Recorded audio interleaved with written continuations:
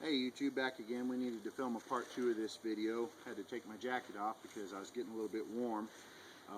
That's one good thing to remember in these winter days, to dress in layers, and don't be afraid to shed some layers when you get a little bit warm and you start sweating. Now, one thing, this tarp right here, it appears that these grommet holes are pretty small.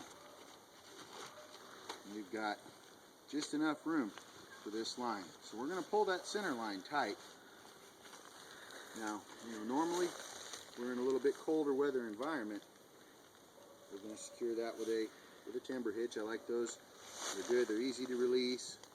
If you tie them right, they retain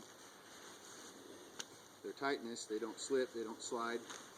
In a little bit colder environment, we'd be a lot more concerned about having this bottom staked down. It's really maybe 22 degrees nighttime temperatures here, and with proper wool blankets, things like that, proper bedding, some space blankets, the USGI casualty blankets down as ground cloths on top of this tarp. You really don't need this thing to be absolutely airtight. And so we've got a little gap right here. If I was in Alaska or somewhere like that, then definitely would stake that down tight.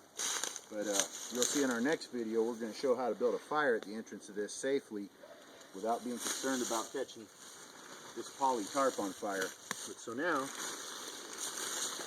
we're to the point of staking this tarp down. Now, we don't have any tent stakes with us, so went ahead and did some prep before we started this video.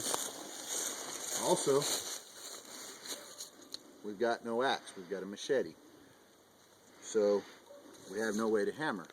So before we started filming the video, did some off-camera prep, cut some stakes, cut a baton with a flattened end to hammer these stakes. Now I've already put a point on a few of these, you could see. I just wanted to show with this machete how well this machete really does processing wood, carving. This is a cold steel kukri.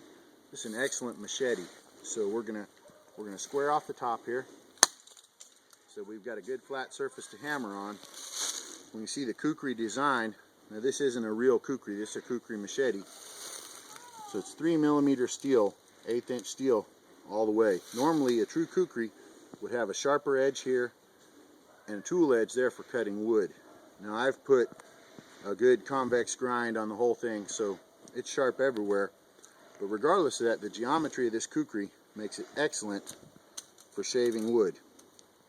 So we could see we're going to put some points on these. Now you could do this with an axe if you wanted to, but I don't think it would really be very convenient and ergonomical. I can use this kukri here to cut down anything up to a 4-inch diameter tree, 5-inch diameter tree, comfortably and conveniently, and I can use it for little stuff like this. So for the most part, unless I was going to do a real extended stay in this area, this is a good alternative if you just have the willingness and ability to adjust to the fact that you don't have a hammer pole on this like you would an axe. And that's where a little bit of ingenuity comes in, that you have the ability with this tool to create another tool. Also carry just a very basic Mora No. 2 classic neck knife. I carved this sheath because I don't like the plastic ones that come with it. Got a Ranger band to hold tension on the top of the sheath for one, and also we've got a sharpening rod, just a broken piece of ceramic sharpening rod, and a 5/16 fire steel. So with this and this, I've got my cutlery needs pretty well covered for the swamps of South Carolina, except for just a very extended stay. If I wanted to build a more permanent shelter, I might prefer to have an axe. But so we're going to take these stakes and we're going to try to get this stake down here. Now, one thing, when you use these improvised stakes, they don't have a hook on them. So you've got two options. You could take a piece of paracord and you could put a constrictor knot of some sort around the top of this stake and then tie it through this loop or through your grommet. If you're using a regular tarp with grommets on it, that'd be the way to go. In this case, because I've got sewn loops here, I'm going to go ahead, I'm just going to carve a notch into this stake and let's see how that works. So I'm going to take my Mora here. I'm going to go ahead. These knives, if you've never used one, these Mora knives are definitely not a one-tool option, but as far as cutting wood, these knives cut wood better than any other knife I've ever owned. And I really, for the price, I really like them. You could buy 5 or 6 of these and they'd probably do you for the rest of your life. So now we got a good notch in there. We're going to go ahead, we're going to pull out our slack. We're going to get this up here secured in this notch. We're going to see how this does. So notice I flattened out a spot on this baton. We're beating up that wood pretty good, but you know what? We're not worried about that. Okay, so now, see, we've got that securely fastened. And we're going to go over here. We're going to grab a little bit of our paracord. Alright, and we're going to get this front corner fastened. Now in this case, got another small tree right here. We're going to go ahead, we're going to fasten ourselves to this small tree because I've already got a point to fasten this to without taking the time and effort to make another stake. So same deal as before, a bow line.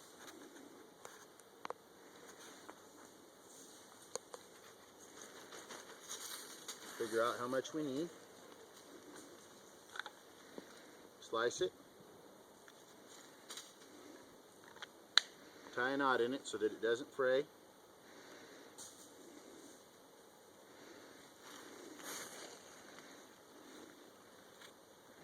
Come back around with a timber hitch. Now, timber hitch, what I call a timber hitch, I might be using the incorrect terminology. Timber hitch is very much like the knot that any fisherman would learn to secure his fish hook to his fishing line, or her fish hook to her fishing line, as the case may be. And that's a knot that I use quite a bit. Okay, so now we've run into this situation where we've got grommets rather than ties. So we're going to have to do the other variation with these stakes, where we're going to tie a constrictor knot on this stick. Let's see how this does cutting some of this paracord. Not quite as good as the Mora. I've also beat this up quite a bit cutting trees. So constrictor knot, once again, not going to really do a big lesson on knot tying. Constrictor knot's really very simple though. You go around, around, around. You loosen up those loops that you made. Loosen up those loops you made. You pass the tag end through. See, now I haven't burned this paracord, so it's wanting to grip the other paracord that I'm looping it through, but pass those tag ends through.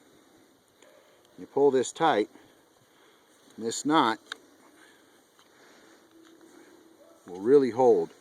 This knot is excellent for instance, cord wrapping sheaths and knife handles and things like that, for a start and a stop knot. I got this knot from Tying It All Together. He's got a good YouTube page for knots, so to give him the credit that's due. Okay, so now get our baton. Okay, and we're going to take this paracord. Notice I haven't knotted this. If I knotted this, it wouldn't fit through these tiny grommet holes. So I haven't knotted this yet. Okay, in this case, because we want it to be nice and tight to the tarp, we're just going to tie an old school square knot.